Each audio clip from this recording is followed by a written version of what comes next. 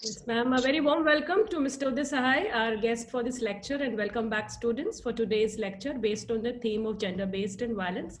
I'm Shalini Sahai, and I'll be the coordinator of this session today.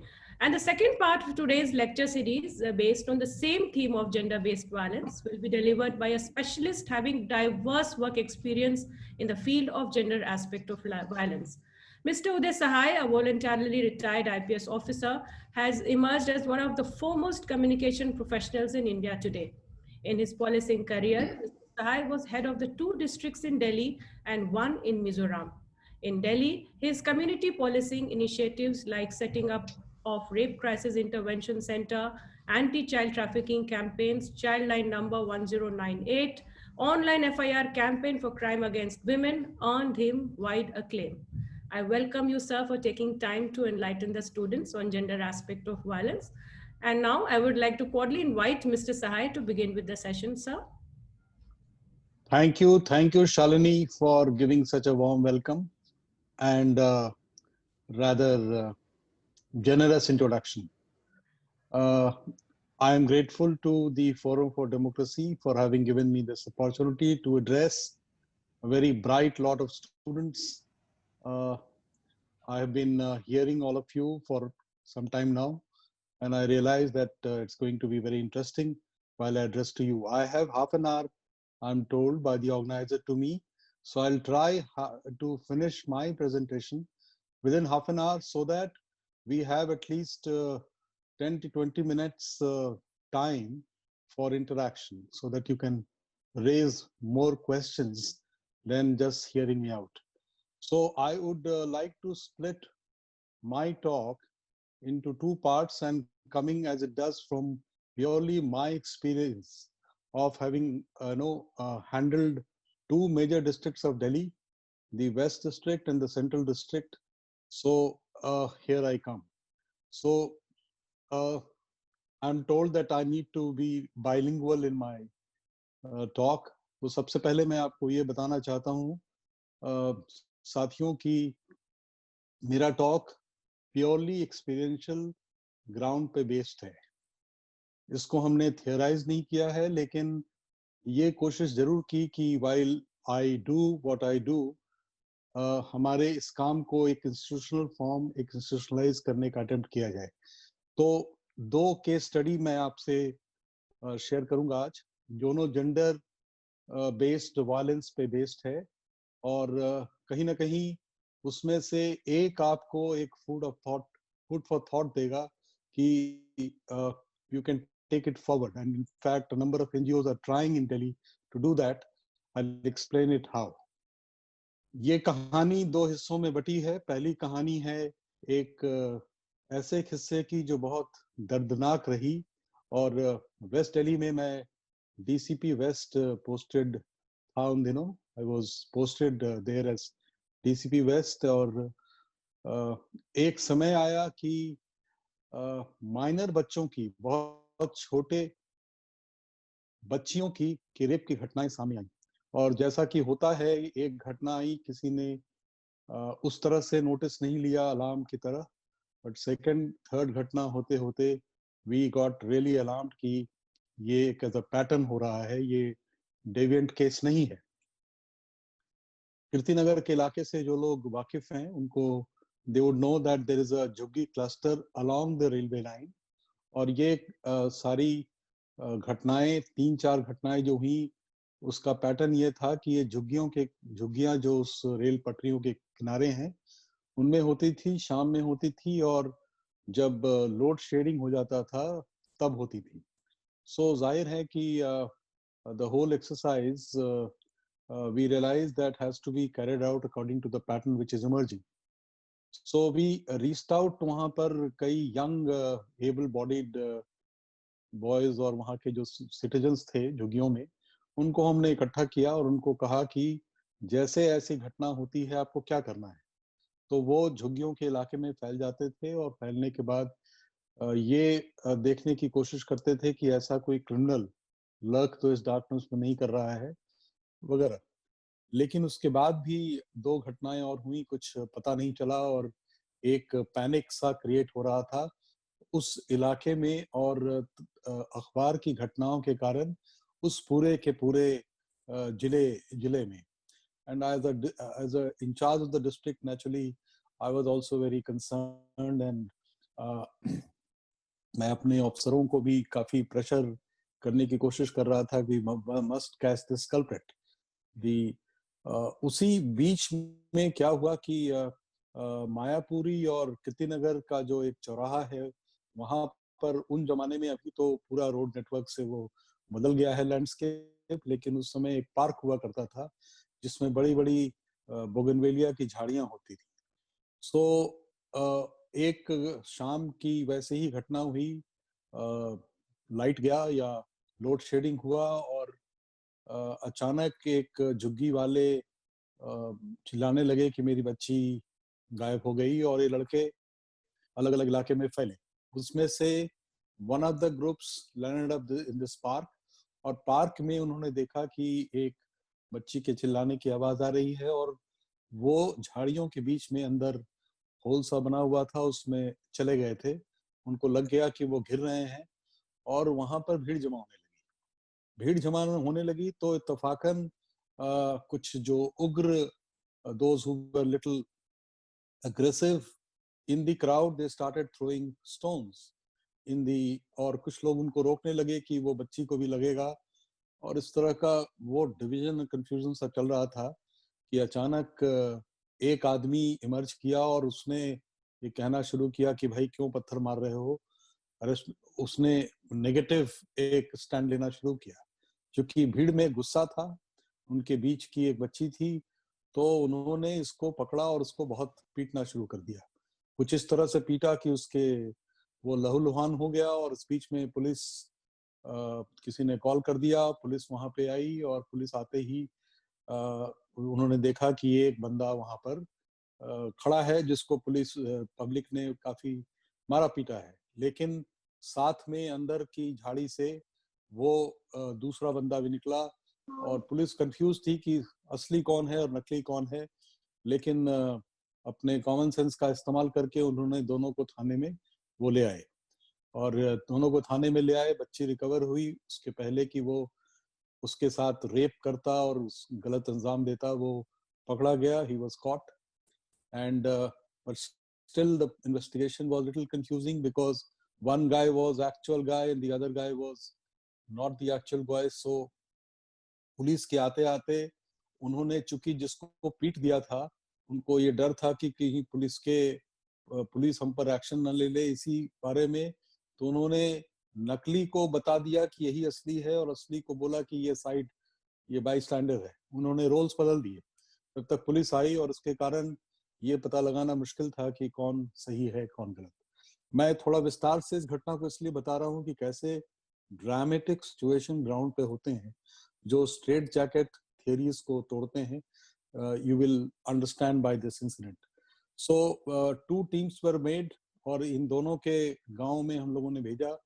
एक का normal मिला उसका background, the other fellow came from one district of UP, और वहां पता चला कि वो गांव में उसका कुछ झगड़े लड़ाई का बैकग्राउंड है. और उस जिसका झगड़े लड़ाई का बैकग्राउंड था, दैट अक्यूज्ड, उसके हम लोगों ने सीआरओ से क्राइम रिकॉर्ड चेक करने शुरू किए. तो पता चला कि 3 साल पहले इस आदमी के फिंगरप्रिंट एक और सिमिलर रेप अक्यूज से मैच कर गए, जो कि हरिनगर के इलाके में उसने इसी तरह के काम को अंजाम दिया था. बाद में बेल में छूटा, और बेल में छूटने के बाद अपनी उसने आदत नहीं छोड़ी, और उसी किस्से को वो दोहराने लगा. वो एक साइकिक किस्म का कैरेक्टर भी था. उसकी बैकग्राउंड, अगर उसके चाइल्डहुड में हम गए तो वो डिस्टर्ब्ड था, वगैरह वगैरह. लेकिन इनको, इस अक्यूज को लेकर हम शिनाख्त के लिए जब जाने लगे, अभी मैं सुन रहा था हमारे प्रीवियस स्पीकर को, और वो बड़े शालीनता और सेंसिटिविटी से बता रही थी कि कैसे उसको, जो विक्टिम है, उसको दोबारा आप एक्सपोज नहीं करें. लेकिन शिनाख्त का एक रिवाज है पुलिस में, आइडेंटिफिकेशन का. उसी आइडेंटिफिकेशन के लिए जब हम वहाँ उसको ले गए, तो 1-2 बच्चियां तो चिल्लाने लगी, बहुत छोटी बच्चियां थी, एंड वी कुड रियलाइज कि वो ट्रॉमेटाइज्ड हैं. और खैर खिस्सा, to cut the long story short, the fellow was caught, and then we realized कि ये तो एक पुलिस इन्वेस्टिगेशन के तौर पे उससे कई केसेस खुल गए, वो जो अक्यूज था वो पकड़ा भी गया, लेकिन what after this? And then we started applying our mind कि can we go beyond mechanical investigation that we carry out in such cases. And then we realized that in the process, a number of lawyers, a number of social workers, they started coming to us for discussion, and some kind of a consensus emerged that let's form a group consisting of social worker, lawyer, police. And we formed a group, and we started, we took a decision कि जितने अगर future इस तरह के cases होते हैं तो ये ग्रुप जॉइंटली रिस्पॉन्ड करेगा। इसी बीच में सुझाव आया कि हम लोगों को हॉस्पिटल अथॉरिटीज को अप्रोच करना चाहिए, तो वहां पर करीब 7 हॉस्पिटल,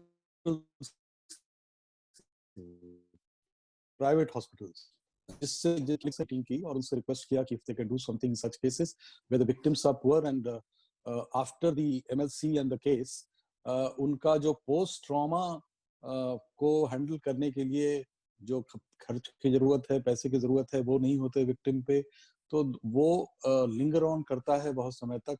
They agreed कि we will do it free provided the case is referred by the DCP concerned. So we agreed for that, and that's how a system emerged. In the meantime, there was this lady called Mrs. Neeru Nanda, an IAS officer, a dynamic lady IAS officer of our cadre, UT cadre. She was the chairman of Delhi Commission for Women then. She, in fact, called me up and he said, Uday, can you meet me? I wanted to discuss something with you. So I went to her office then, and she asked me, I've heard about this incident and the guy was caught, and I'm also told that you're trying to go beyond a routine investigation. So can you tell me what exactly? हमने उनको विस्तार से बताया क्या हुआ है, और वो बहुत moved. She was a sensitive lady. वो काफी moved हुई पूरी बात को सुनने के बाद। उन्होंने कहा कि we will certainly do something about it. तो मैं आपके कमिश्नर से मिलती हूँ। उस समय अजय राज शर्मा हमारे कमिश्नर थे। अजय राज शर्मा जी से जब वो मिली तो अजय राज शर्मा जी कमिश्नर ने कहा कि madam, you are an expert in this matter in a way, why don't you prepare a kind of a standing order on the subject? So she came back after meeting him. She called for me and she said, Uday, can you prepare a draft?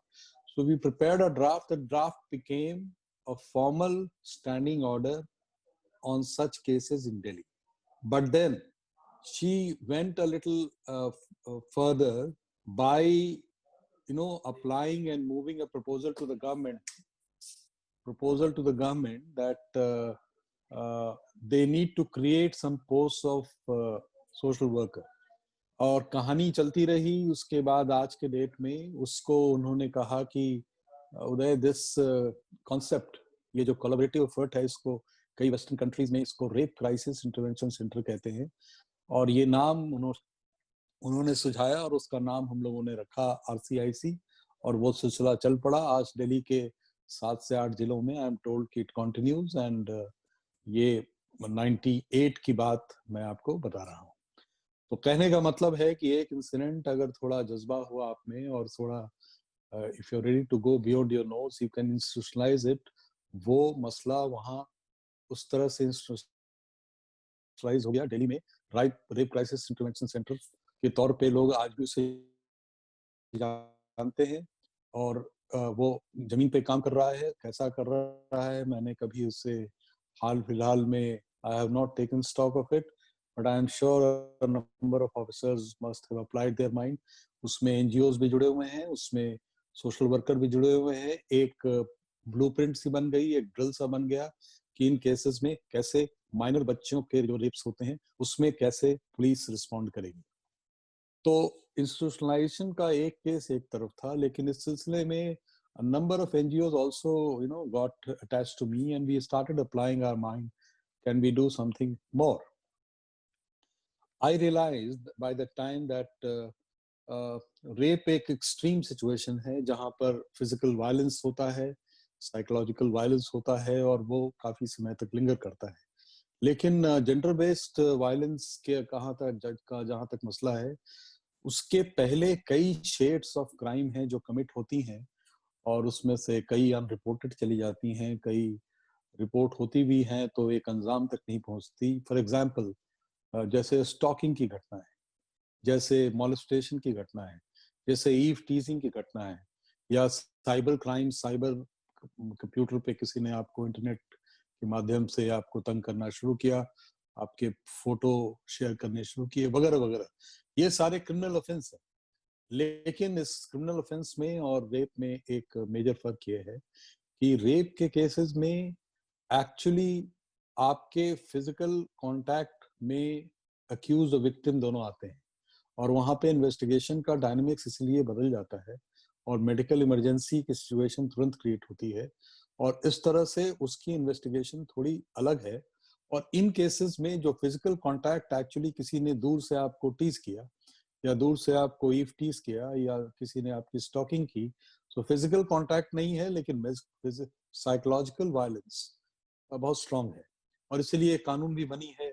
तो हम लोगों ने ये propose करना शुरू किया कि why can't we have online FIR for such cases which are not rape cases, and उसमें पुलिस की तरफ से भी पहला रेजिस्टेंस आया।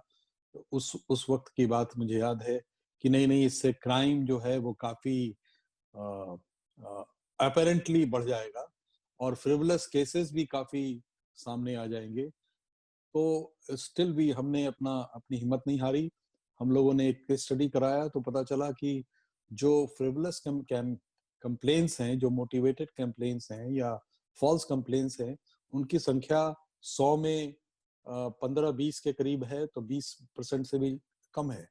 हम लोगों ने कहना शुरू किया कि इन फॉल्स कंप्लेन को एड्रेस करने के लिए एक मैकेनिज्म हो सकता है कि उसको तय करना एक सीनियर लेवल पे तय हो, लेकिन baby with the both water हमें नहीं फेंकना चाहिए, क्योंकि कहीं ना कहीं ऑनलाइन एफआईआर वुमेन एम्पावरमेंट के दिशा में एक बहुत मेजर रोल प्ले कर सकता है।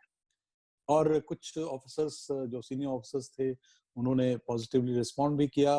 वो कैट एंड माउस गेम चलता रहा, लेकिन मैं उसके बाद उस जिले से हट गया। लेकिन उसमें से कुछ एनजीओ उस मुद्दे को लेकर आगे चलते रहे। योगिता बयाना ने भी एक दिन हमसे, मेरे साथ फिर से मीटिंग की और वो लोग चाहती थी कि इसको हम आगे बढ़ाएं कि ऐसे माइनर केसेस या अलग तरह के केसेस जहां फिजिकल वायलेंस नहीं है येट वो क्राइम है, उसको कैसे ऑनलाइन एफआईआर वो खुद जो विक्टिम है वो कंप्यूटर पे बैठ के कर सके। इसी बीच में लास्ट सेगमेंट ये है कि एक कमिश्नर आए दिल्ली पुलिस में, his name was Mr. B.S. Bassi, and I salute him because he was the one who introduced online FIR in minor cases like car theft या आपका पासपोर्ट खो गया वगैरह वगैरह। और उन केसेस में घर बैठे बैठे आप ऑनलाइन एफआईआर करते हैं और उसकी प्रिंट आउट आप निकाल के उसकी लीगल वैलिडिटी हो गई वगैरह।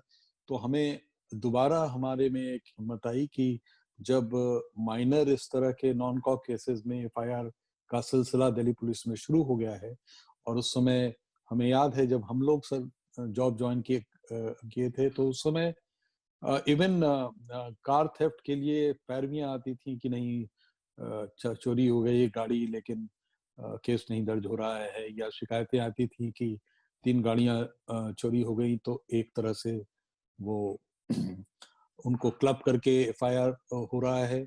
और पुलिस का वर्जन ये था कि ये चूंकि ये क्राइम्स भी बाकी क्राइम्स के साथ क्लब्ड हैं, तो क्राइम रिव्यू जो होती हैं तो सीनियर्स, गवर्नमेंट, मीडिया, खासतौर पे मीडिया ये हाय तौबा मचाती हैं कि क्राइम बढ़ गया, इसीलिए कोशिश की जाती है कि मिनिमाइज्ड रखा जाए। ये एक वर्जन उनका था।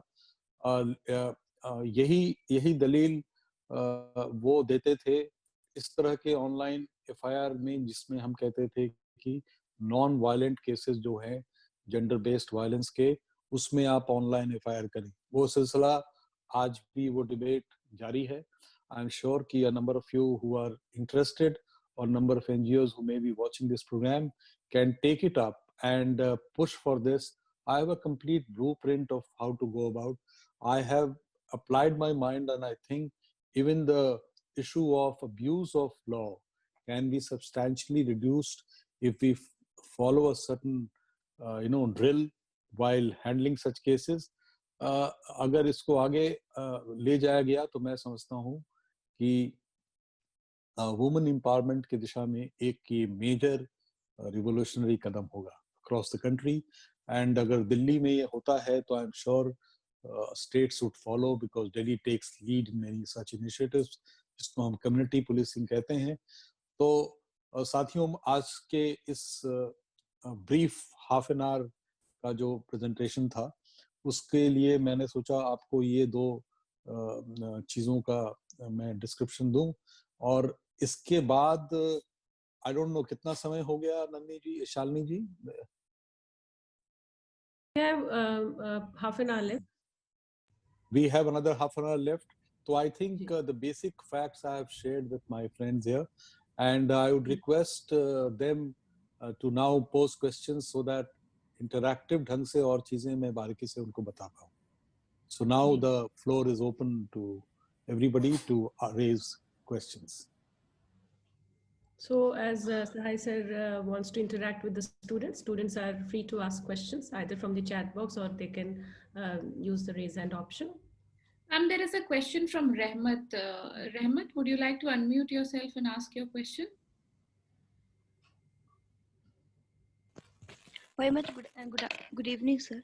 Sir, I am Rehmat from Political Science Honors second year. Sir, as we see in a society that the crimes is increasing a lot, and day by day it's increasing. But as we, what happened, we are educated. Even we are not able to decrease this crime. As America and other countries, they are developed. Even the quantity is not less. But why is it happening? What is the basic reason it's happening? Well, Rahmat, this is the very fundamental question that you have in mind and you have raised here. Let me attempt this because, a lot of experts have tried answering this, and I think nobody has been able to give a definite answer, and it's maybe not really possible to give one answer. So there could be a number of answers for this. But one possible thing, after all, crime is a reflection of the contradictions in the society. The contradictions, say, between class and class, between gender. So all kinds of stratification exists in the society, and when they are not able to become incompatible, the crime does take place. So there's a school which thinks that somebody is a criminal by mind or criminal by nature. I think that school is no more valid today.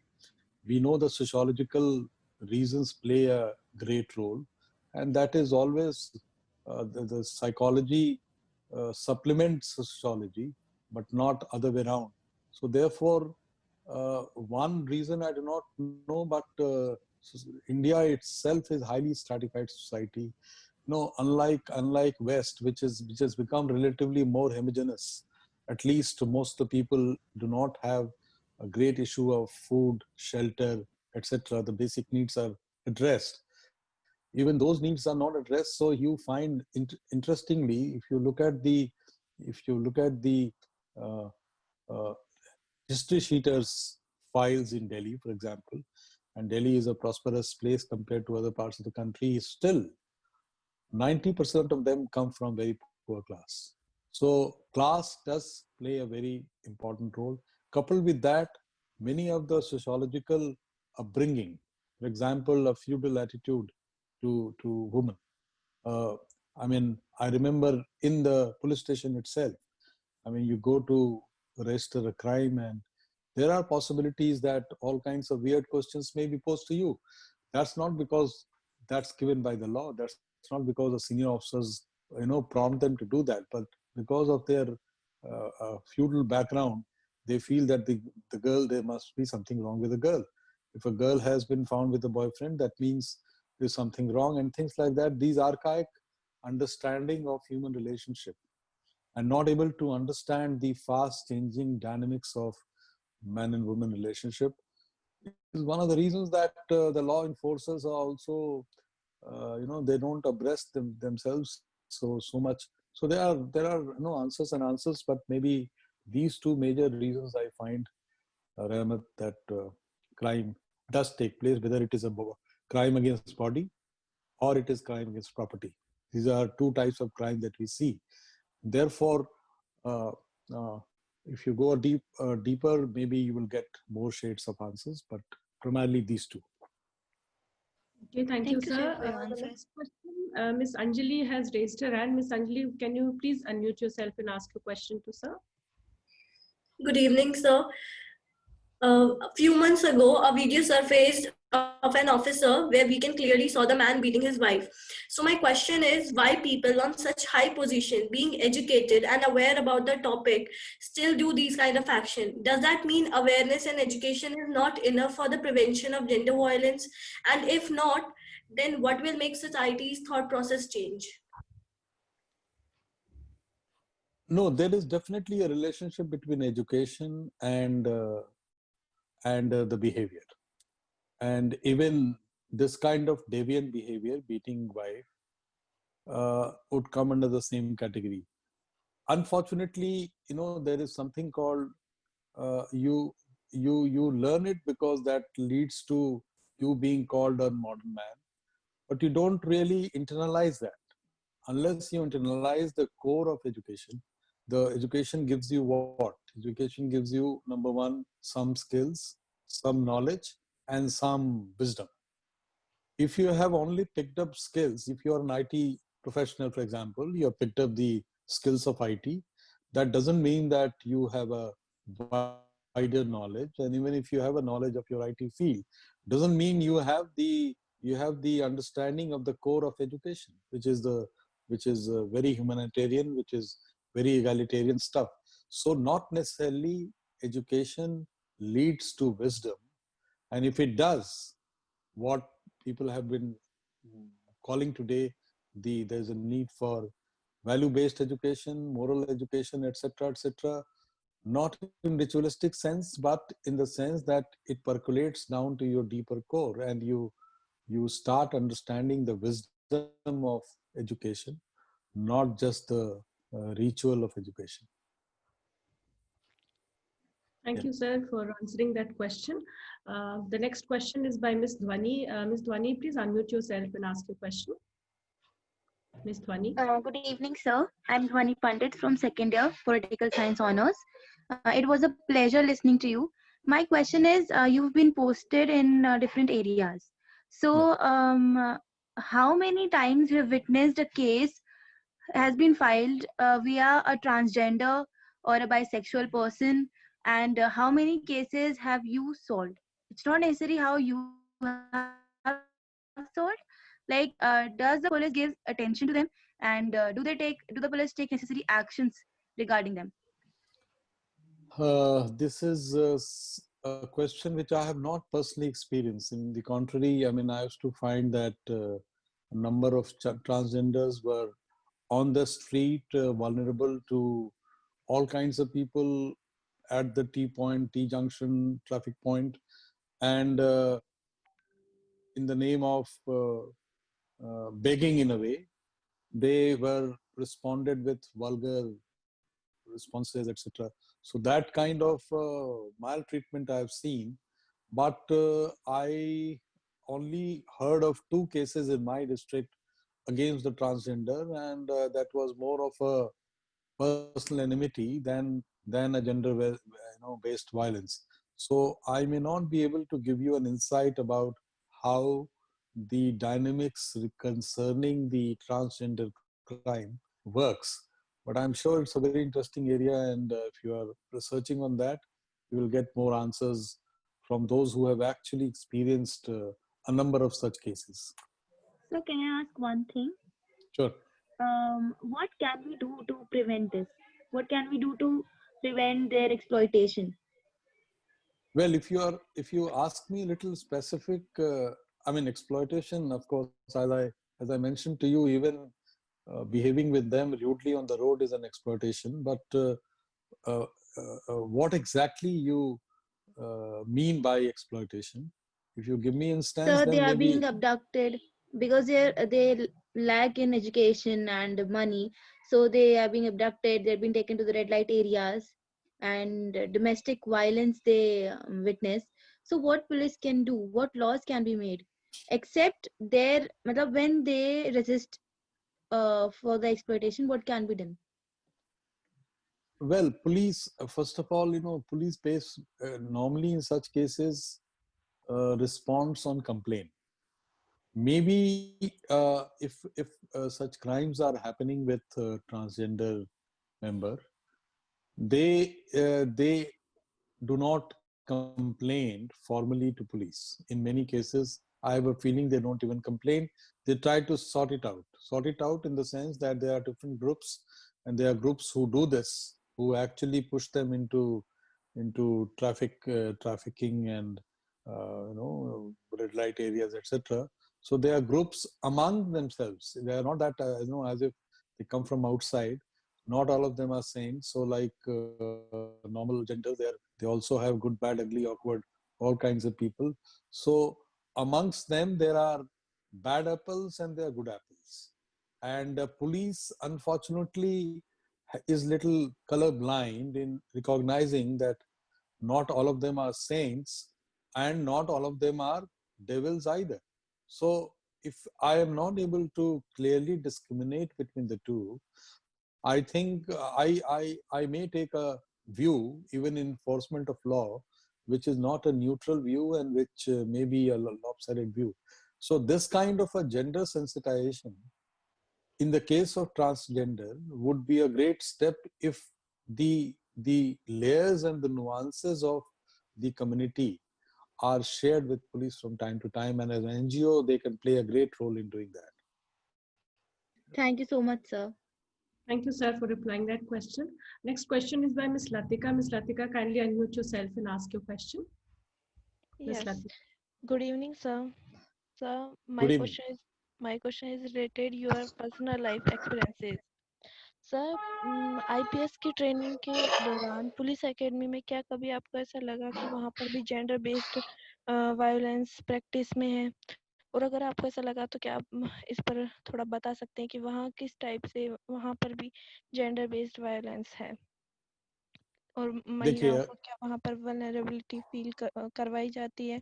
उनको ये सब face करना पड़ता है क्या? देखिए, ये answer तो मेरे ख्याल से एक महिला आईपीएस ऑफिसर ज्यादा ईमानदारी से और डायरेक्ट दे पाएंगी, लेकिन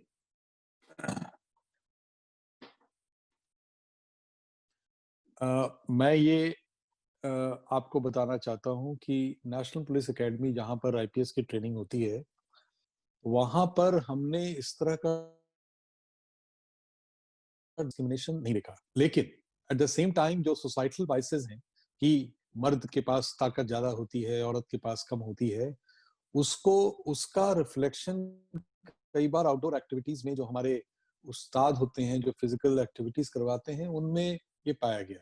सो स्नाइड रिमार्क जैसे हॉर्स राइडिंग है फॉर एग्जांपल, और कोई महिला ऑफिसर या लेडी ऑफिसर को करने में दिक्कत हो रही है, तो वो स्नाइड रिमार्क्स आपको मिल सकता है कि हाँ होता है, ये मर्दों का खेल है, that kind of stuff. But at a senior level the faculty members जो होते हैं, both IPS and non IPS, वो इस बात के प्रति काफी सेंसिटिव होते हैं, और अमूमन इसके लिए टिक ऑफ करने में भी उनको कोई गुरेज नहीं होता अगर somewhere on the ground they have found this. और अगर लेडी ऑफिसर ने कंप्लेन किया तब तो naturally they are taken very very seriously. लेकिन एट द सेम टाइम ये सच है कि वो एक मेल डोमिनेटेड ऑर्गेनाइजेशन चूंकि पुलिस है, तो आप देखेंगे कि जो महिला ऑफिसर होती हैं, और वो भी instead of being what they are, the strength of women lies in many other things, and they want to be male. They want, उनके शर्तों पे वो efficient दिखना चाहती हैं, और इस प्रोसेस में कई बार they make a fool of themselves and which for example हमें अच्छी तरह याद है कि स्ट्रेंथ को डिफाइन करते वक्त लोग हमें बताया करते थे कि स्ट्रेंथ मस्कुलर स्ट्रेंथ होता है, स्टेमिना का स्ट्रेंथ होता है, इंड्योरेंस का स्ट्रेंथ होता है, एजिलिटी का स्ट्रेंथ होता है। तो मस्कुलर स्ट्रेंथ में मर्द के स्ट्रेंथ ज्यादा हो सकती है, बट स्टेमिना का स्ट्रेंथ या फिर इंड्योरेंस का स्ट्रेंथ अगर एक वुमन प्रेगनेंसी या बच्चे को जन्म देने के वक्त जो बियर कर पाती है, उस तरह का स्ट्रेंथ अगर फेस करना पड़े मर्दों को, तो वो उनकी हालत खराब हो जाएगी। तो ये जो एक धारणा बनी हुई है कि स्ट्रेंथ का मतलब केवल मस्कुलर स्ट्रेंथ और केवल पहलवानी का स्ट्रेंथ, इसको टूटने की जरूरत है। और कहीं ना कहीं आफ्टर ऑल मल्टीटास्किंग में महिलाएं लड़कियां लड़कों से बेटर हैं, और वो कॉन्स्टेंटली वो प्रूव हो रहा है। आने वाले समय में ये ज्यादा प्रूव होगा।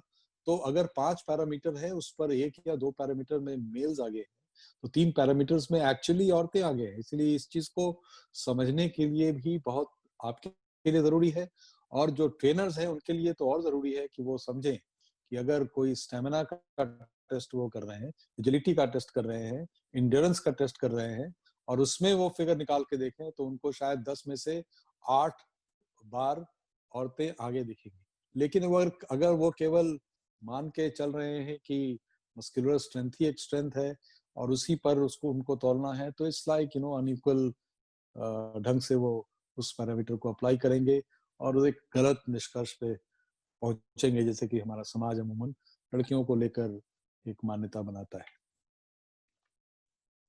Okay, thank you, sir.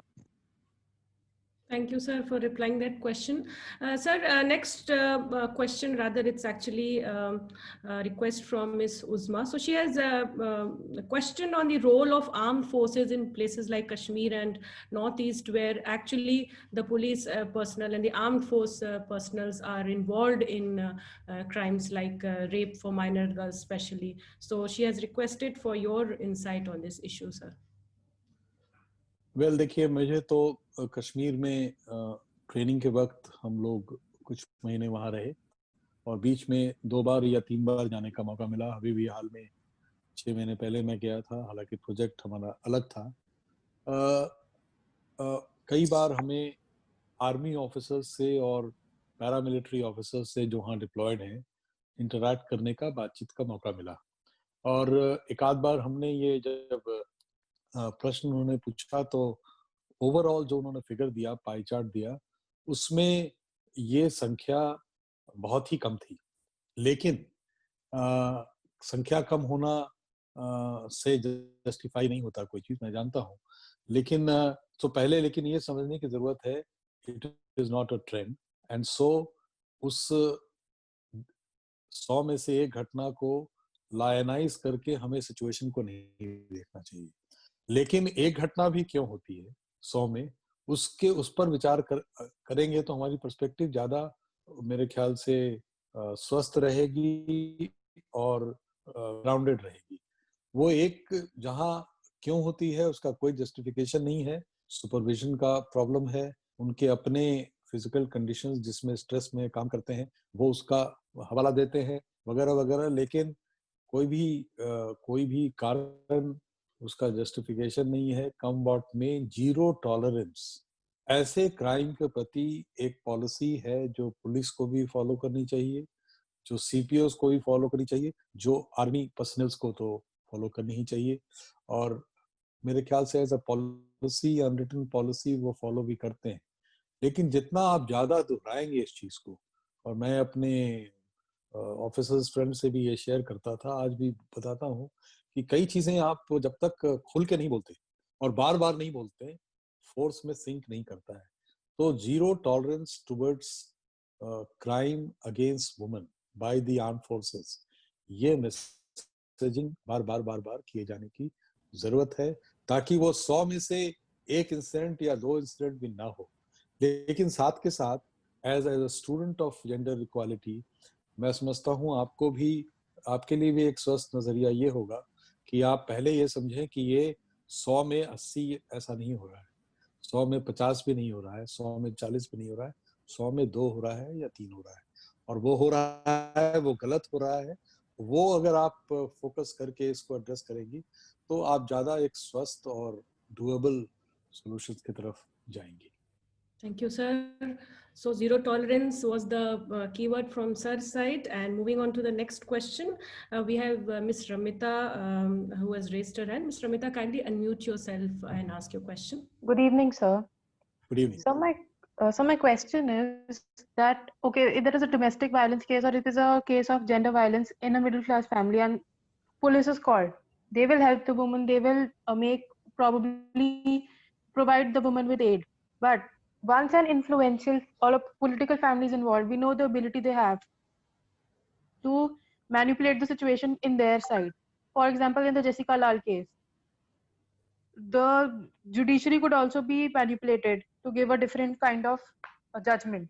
So when it comes in your experience as an officer, when an influential family is involved, then how have the situations been turned around or manipulated in different favors?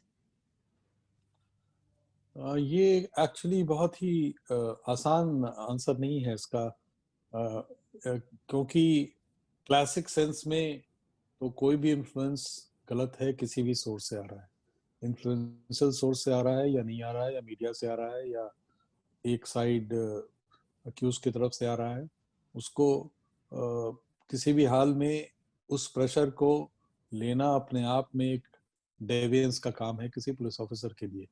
लेकिन ये एक theoretical answer हो सकता है। Practice ये जरूर है कि समाज हमारी चूंकि बटी हुई है और ऊंचे लोग और नीचे लोगों में डिवाइडेड है, तो जहां पर जैसे हम लोग कभी कभी मजाक में कहते थे कि दिल्ली के अंदर 3 तरह के थाने हैं, एक है लटियंस जोन या न्यू दिल्ली 1 के थाने, जहां पर पुलिस लोग कंप्लेनेंट चल के पुलिस स्टेशन नहीं आते हैं, पुलिस स्टेशन चल के कंप्लेनेंट के पास जाती है, क्योंकि ऊंचे रसूख के लोग हैं, मिनिस्टर्स हैं वहाँ पे, सीनियर ब्यूरोक्रेट्स हैं वहाँ पे, और जो भी है सबके पास हो सकता है कि थाना ही चल के आ जाए आपका कंप्लेन लेने के लिए। सिचुएशन 1 है। सर साउथ दिल्ली एक दूसरा इलाका है दिल्ली का, जहाँ पर आपके ऐसी इंप्रेशन है कि आपके पॉकेट में पैसा है तो आप जस्टिस कर ही सकते हैं, या आपके नेटवर्क हैं, आपको सीनियर ऑफिसर से परिचय है तो आप काम करवा सकते हैं। ये दोनों के से अलग दिल्ली का एक इलाका ऐसा भी है जहाँ पर एक आम आदमी थाने में घुसने के पहले 4 बार सोचता है, क्योंकि संतरी भी उसके लिए बहुत बड़ा पावरफुल चीज है। तो आप इसी दिल्ली के अंदर अगर ये 3 लेयर्स ब्रॉडली हैं तो आप समझ सकते हैं समाज हमारा उसी में एग्जिस्ट करता है। तो वो इन्फ्लुएंस को कैसे मिनिमाइज किया जाए, ये पुलिस ऑफिसर के लेवल पे, जुडिशरी के लेवल पे ये बहुत मैटर करता है। और उतना ही नहीं, जेल, जब वो अगर कोई गाहे बगाहे सही जस्टिस के बाद जेल भी चला जाता है, तो जेल के अंदर ही अगर उसको प्रेफरेंशियल ट्रीटमेंट आप देना शुरू करते हैं तो ये कोई ट्रैवेस्टी ऑफ जस्टिस वो भी है। और ऐसे केसेस आए हैं सामने जहां जेल होने के बाद भी वो एक शान शौकत जो अक्यूज की रही because of a privilege background, वो कहीं हद तक वो कंटिन्यू की। I know of cases personally but not important to name them. So ये तीनों लेवल पे I said number 1 police, in any case first contact police से होता है, दूसरा जुडिशरी और तीसरा जेल। इन तीनों को जब तक आप इन चीजों से इंसुलेट नहीं करेंगे तब तक ये जस्टिस फुली डिलीवर्ड होने की संभावना कम है, और उसमें बहुत काम किए जाने की अभी भी सख्त जरूरत है। Dhanyawad, sir. With this, we move on to the next question, sir, is by Ms. Gagandeep. So, sir, she has asked about the kind of sexual abuse or any kind of other abuse happens with victims inside the custody, inside the jail, inside places, and where most of the cases go unreported. So, sir, what is your take on that, sir, as a police officer? देखिए, custodial जो violence है women के साथ, theoretically it can happen in the custody of police or in judicial custody. These are the two kinds of custody जिसमें आप होते हैं. Custodial violence to women के केसेस पुलिस के केसेस में बहुत ही नेग्लिजिबल है कि महिला गिरफ्तार हो गई तो उसको उसके साथ रेप हुआ या उसके साथ बदतमीजियां हुई या उसके साथ वो मैं ये नहीं कह रहा हूँ कि 0% है, लेकिन वो बहुत अबरेशंस हैं एंड उस पर आम तौर पे, लेकिन हाँ बहुत सारी चीजें लॉ में डिफाइंड नहीं है. अगर औरत आई उसके साथ गाली, क्योंकि वो रिच बैकग्राउंड की नहीं है या अंडर प्रिविलेज बैकग्राउंड की है और आप उससे हमारे किसी सिपाही हवलदार ने गाली गलौज से बात की, तो वो भी एक तरह का टॉर्चर ही है. लेकिन अमूमन एक महिला सिपाही का प्रेजेंस बहुत ज़रूरी है. उसमें कस्टडी में जब होती है तो उसमें पीरियोडिक चेक किया जाता है वगैरह वगैरह. लेकिन मैं ये नहीं कहता कि ऐसा कोई केस नहीं हुआ है. ऐसा केस हुआ है और पास्ट में, बट उसका कोई पैटर्न नहीं है, इसलिए उसका कोई पैटर्न सोल्यूशन भी सामने नहीं आया है. बट ऐसे केसेस हुए हैं जहां जेल में, फॉर एग्जांपल, जेल में भी आपको महिला सेल अलग है, मेल सेल अलग है, फीमेल सेल अलग है, और उन सेल्स के अंदर फिर गुड एप्पल्स भी हैं और नॉट सो गुड एप्पल्स भी हैं और बैड एप्पल्स भी हैं. कुछ तो वाकई गंदे किस्म के क्राइम करके लोग आए हैं, कुछ ऐसे हैं जो सर्कमस्टेंशियल इसके अंदर वो करके आ जाते हैं. और बहुत ही इंटरेस्टिंग जेल का थोड़ा सा मेरा इंसाइट है अंडरस्टैंडिंग का. वो एक अलग ही दुनिया है, और वो दुनिया इस सेंस में अलग है कि वहाँ का वैल्यू सिस्टम भी क्रिमिनल्स के बीच में, जो इनमेट्स जिसको कहते हैं, वो अलग तरह का है. फॉर एग्जाम्पल, मैंने देखा, और मेरे लिए मुझे कभी विषय ये नहीं रहा कि मैं उस पर रिसर्च करूं, लेकिन मैंने पाया कि उसमें से कुछ लोग, फॉर एग्जाम्पल, रेप को बहुत गलत मानते हैं, और रेप करके कोई गया तो उस अक्यूज की जेल में भी पिटाई इनमेट्स ही करते हैं, क्योंकि ये माना जाता है कि ये गलत लोग हैं.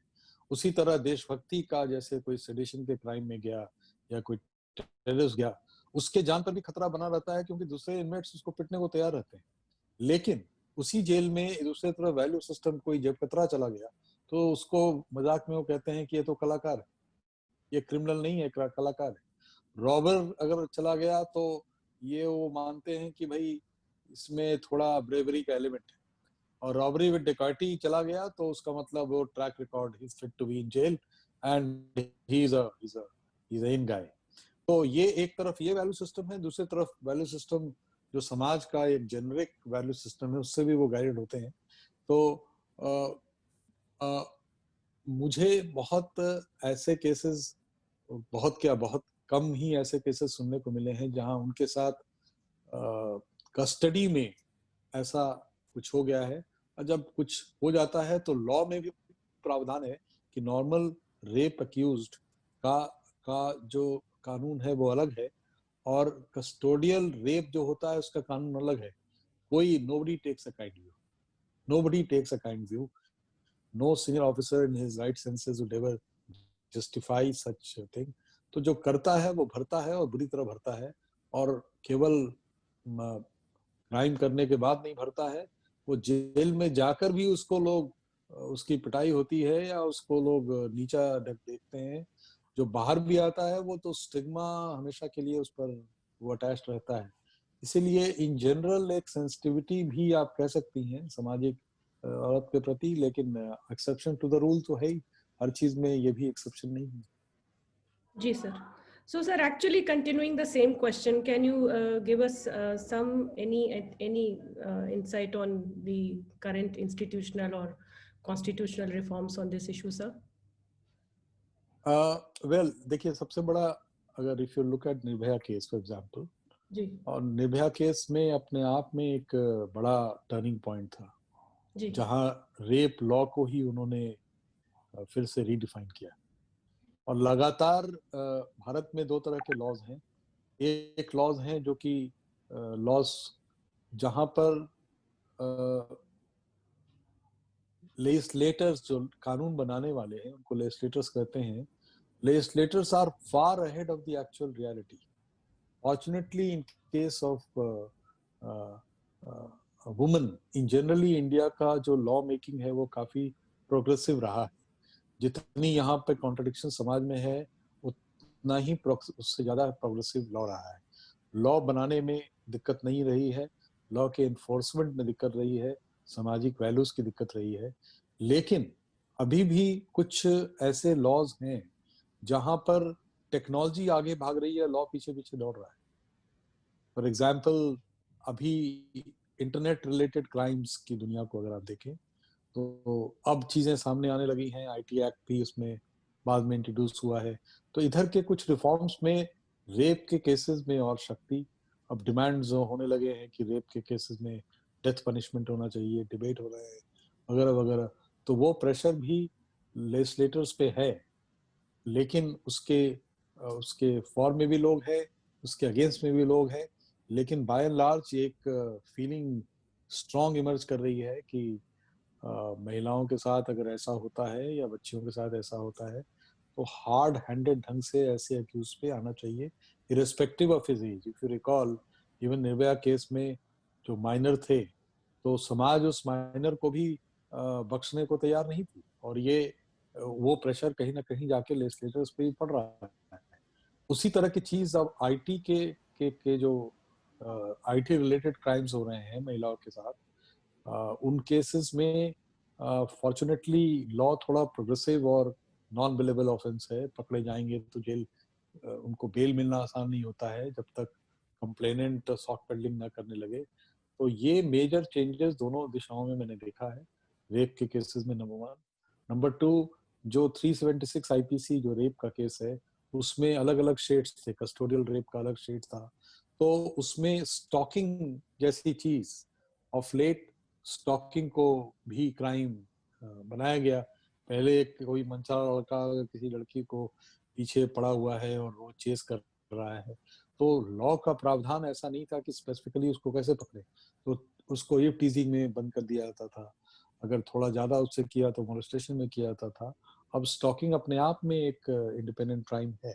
तो ये कुछ क्राइम्स हैं जो कि रीडिफाइन हो रही हैं और तेजी से रीडिफाइन हो रही हैं, और कुछ होनी बाकी हैं, स्पेशली टेक्नोलॉजी के फील्ड में। मैं समझता हूँ कि लेजिस्लेटर्स आर इसमें कंजर्वेटिव नहीं है। भारत में मैं समझता हूँ they are pretty progressive. Thank you, sir. For replying that question, sir, the next question is by Dr. Rachna, and she's asking your views on moral policing. इसको थोड़ा अगर स्पेसिफाई करें तो जैसे इसको सर थोड़ा पुलिस विस्तार से। Maybe Dr. Rachna would want to unmute herself. Ms. Rachna, please unmute yourself and ask your question. Hello, sir. Good evening, sir. Sir, Good actually, evening. you were talking about the community policing. So I just thought to just connect it with that there are many good and bad views regarding moral policing.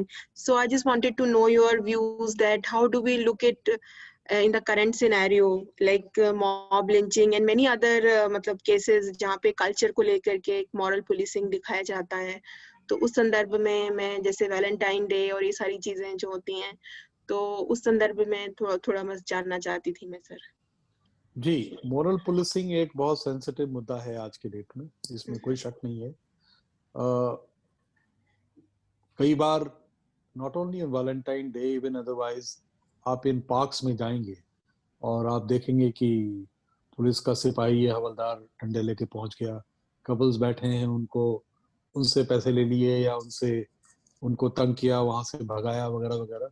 और मैं जब specially police में था तो मैं independently बात करने की कोशिश करता था जो हमारे फैमिली फ्रेंड्स थे या दूसरे, कि उनका व्यूज क्या है इस पे। और कहीं ना कहीं ये चीज बार बार निकल के आती थी कि एक रिच क्लास का आदमी ही can go afford to go to pub, he can afford to go to a restaurant, even hotels.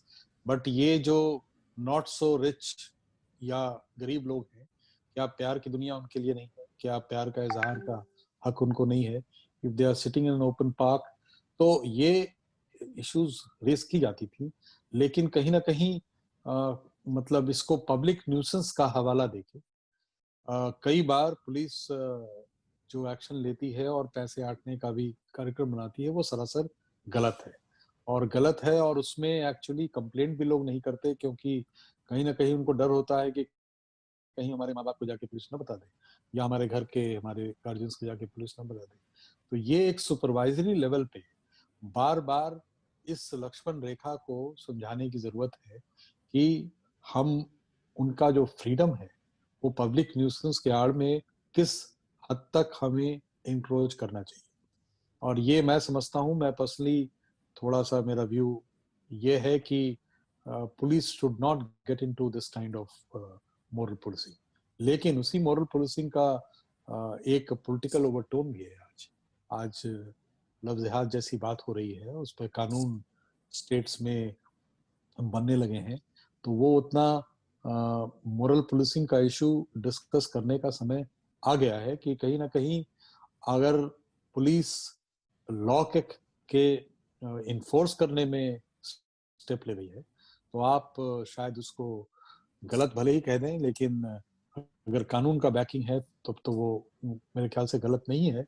लेकिन कानून बने तो अभी तो वो डिस्कशन का मुद्दा चल रहा है और लव जिहाद के जैसे केसेस आने लगे हैं और सारे केसेस वैसे हैं मैं नहीं समझता, लेकिन वैसे केसेस नहीं है ये भी मैं नहीं मानता। केसेस दोनों तरह के आ रहे हैं और कहीं ना कहीं इस मुद्दे को बहुत ईमानदारी से एड्रेस करने की जरूरत है और पॉलिटिक्स से उसको अलग देखने की। जी sir, thank you sir for replying that question. The next one is by Miss Sonam. Miss Sonam Kandar, kindly unmute yourself and ask your question to sir. कल आना, सॉरी फिर से अगर I got it. Miss Sonam Kandar. हाँ. Question. Miss Sonam Kandar, kindly unmute yourself and ask your question. Yes, ma'am. Good evening, sir. Sir, my question is, it is being evident that cases of stalking are being taken for granted in police stations. At that point of time, what should be done by that woman? मैं समझता हूँ कि first of all you should record by giving a call at 100. 100 call करने से क्या है कि आपका कंप्लेन रिकॉर्डेड हो जाता है और record is not maintain by police, it's independently in Delhi maintained by police control room which is not a part of police station. So आपकी अगर आप कल उस आपके कंप्लेन को दर्ज नहीं किया गया और आप कहीं जाते हैं तो आपके पास एक पुख्ता सबूत होता है कि पुलिस ने मेरी बात नहीं रखी, जबकि मैंने कंप्लेंट पीसीआर को भी किया था और बाद में फॉलो अप के तौर पे थाने को भी किया था। पीसीआर को जब कंप्लेंट करते हैं तो वहां से 100 नंबर की गाड़ी आती है। 100 नंबर की गाड़ी कई केसेस में जो इमरजेंसी केसेस हैं, कोई एक्सीडेंट हो गया या कोई ब्लीडिंग किसी की हो रही है, वैसे केसेस में तुरंत हॉस्पिटल ले जाने का काम करती है। अदरवाइज छोटे झगड़े हैं या कंप्लेंट है जहां तुरंत उस तरह के एक्शन की जरूरत नहीं है, there they call the local police and local police को वो हैंड ओवर करते हैं कि ये कंप्लेंट है और आप इसको डील करें। लोकल पुलिस जब हैंड ओवर करती है तब ये समस्या आती है जो आप बता रही हैं। और उस केस में आपके पास एक तो आपने पीसीआर कॉल कर दिया तो वो रिकॉर्ड हो गया है। और आपको दिमाग में रखना चाहिए कि जहां भी आप रह रहे हैं उस जगह का आपके पुलिस स्टेशन का नंबर तो एसएचओ का नंबर आपके पास हो, उस इलाके के जो एसीपी हैं उनका नंबर हो और उस इलाके के डीसीपी हैं उनका नंबर, इन तीनों का mobile number as a conscious citizen जो अपने राइट्स को लेकर कॉन्शियस है और उसको उस तरह का एंटाइटलमेंट भी समझता है, उसको जरूर ये नंबर रखना चाहिए। ताकि आज सारे लोग के पास व्हाट्सएप है, आप व्हाट्सएप में जहां पे डिस्ट्रिक्ट के 3 अथॉरिटीज को एक साथ पूरी घटना बताएंगे तो मैं नहीं मानता कि एक ने अगर नहीं भी रिस्पॉन्ड किया तो तीनों का तीनों रिस्पॉन्ड ना करे या चुप्पी लगा जाए, ऐसा नहीं होता. तो this is a very executive way, a practical way of handling a situation. If you have faced something like this, immediately एक अच्छा सा क्लियर मैसेज बना के कि क्या घटना हुई है, आप 100 नंबर को तो कॉल कर ही दें. 100 नंबर को कॉल करते अगर आपने रिस्पॉन्स नहीं देखा ठीक लोकल पुलिस का आने के बाद, तो तुरंत व्हाट्सएप में आप वहाँ के एसएचओ को, वहाँ के एसीपी को और वहाँ के डीसीपी को ये सूचना तुरंत दें. और अगर वहाँ भी वर्स्ट केस सिनेरियो में नहीं हुआ तो उसके ऊपर ज्वाइंट कमिश्नर है, उसके ऊपर कमिश्नर है, उनका मेल है. तो हम लोग कई बार इन चीजों को 100 नंबर तो याद रखते हैं या मेडिसिन शॉप का नंबर तो याद रखते हैं, लेकिन वी डोंट टेक पेन्स कि दिल्ली पुलिस के हम चले जाएं वेबसाइट पे और नोट करके रखें.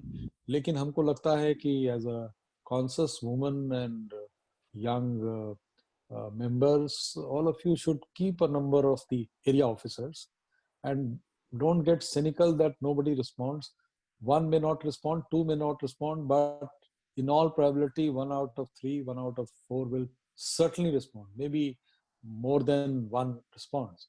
तो ये चीज को दिमाग में जरूर रखें. उसके ऊपर सुपरवाइजरी 2 जॉइंट सीपी रेंज होते हैं और उसके ऊपर कमिश्नर होते हैं, उनका नंबर भी रखें, क्योंकि कभी भी शहर में जरूरत पड़े तो आपके पास फर्स्ट टूल आपका इंफॉर्मेशन ही है. और व्हाट्सएप आज का बहुत पावरफुल टूल है. व्हाट्सएप पे सब लोग देखने लगे. वो जमाना गया जब पता ही नहीं चलता था. आज का वो जमाना नहीं है. जी, थैंक यू सर.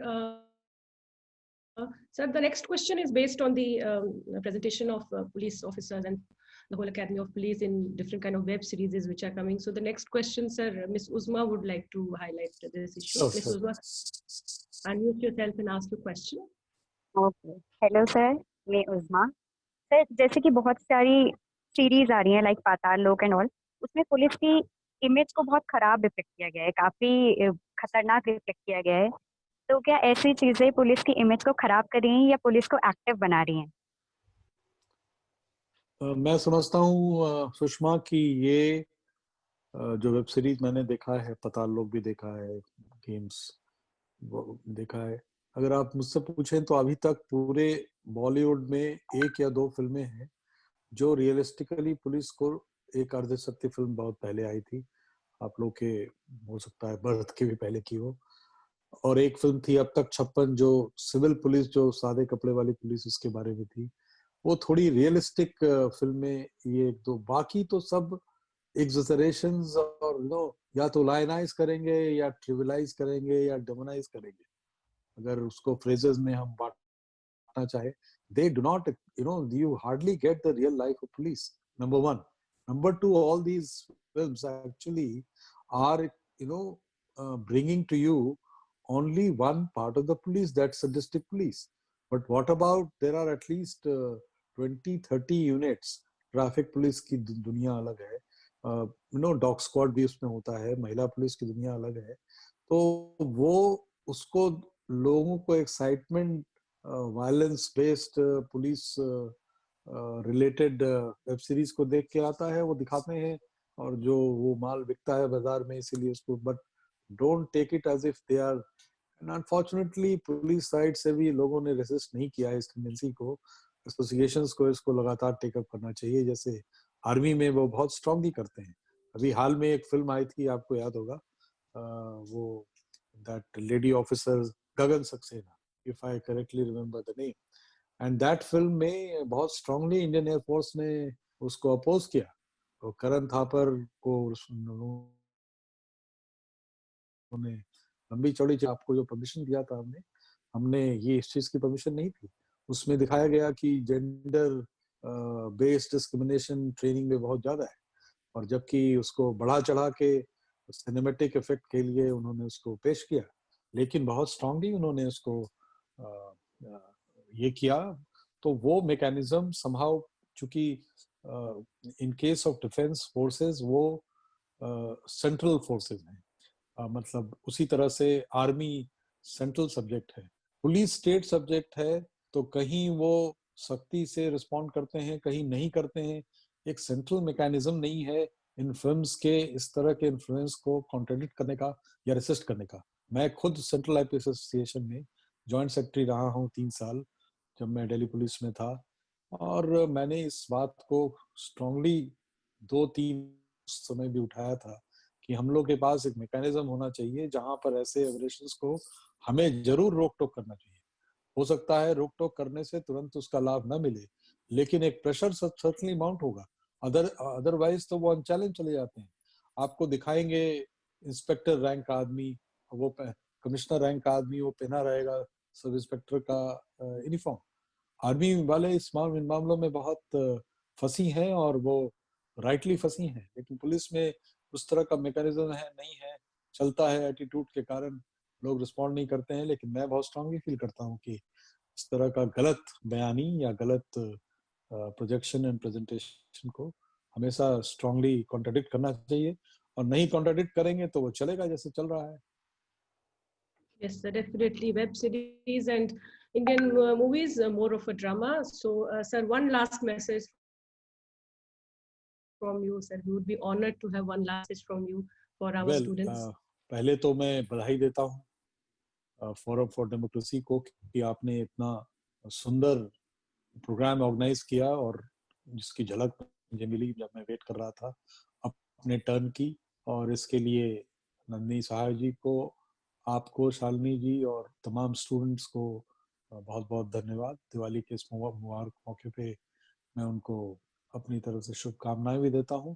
और कहीं ना कहीं मैंने आपको जो एग्जांपल दिया कि स्ट्रेंथ केवल मर्दों के मस्कुलर स्ट्रेंथ नहीं होते, वो कम से कम मल्टीपल स्ट्रेंथ में 5 हैं तो 4 में आप आगे हैं, इस भाग में आप घर बसाएं। और कहीं ना कहीं ये रियलाइजेशन ही आपको काफी आगे ले जाएगा। आपको ये जरूरी नहीं है कि आप you become a man in order to prove yourself. You can be woman and yet as effective, and many of them around us today have proved that. So with these words, I would like to take your leave and thank you very much once again. Thank you so much, sir. Thank you very, very much. And students, we have to end this session today. And on this note, I would also remind the students that whenever you are in a problem or whenever there is any kind of violence situation or any unforeseen situation you are facing, help is available. No matter how the difficult situation you are going to face, or you can always overcome it. And as a responsible individual, we just need to spread awareness about it. And on this note, I would like to extend my heartfelt thanks to Sahai sir for this informative lecture for the students. We would now bring this lecture to an end. We would be having closing ceremony tomorrow at 3 p.m. All the students are requested to join the ceremony in time. Thank you each and everyone for your time and for participating in this lecture. Thank you so much.